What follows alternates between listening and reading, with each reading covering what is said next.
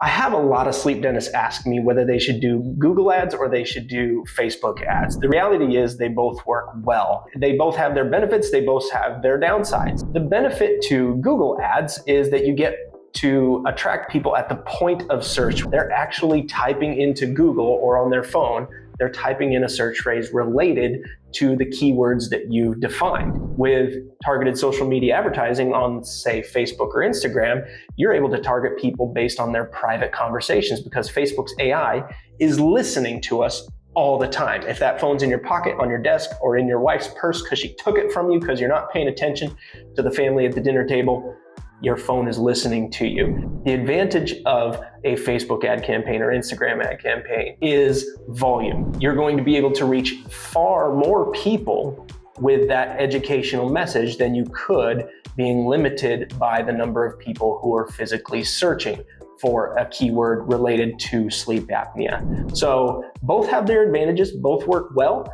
The advantage with a targeted social media advertising campaign is volume. You can reach a lot of people who are qualified and you can get education in front of them.